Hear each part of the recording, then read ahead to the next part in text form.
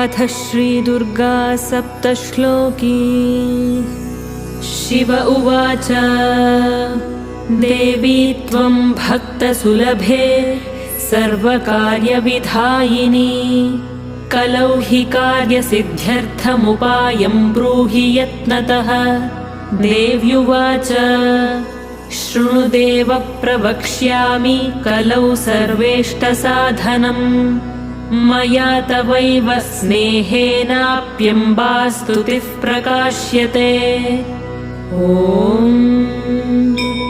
अस्य श्रीदुर्गा सप्तश्लोकी स्तोत्रमहामन्त्रस्य नारायण ऋषिः अनुष्टुप् छन्दः।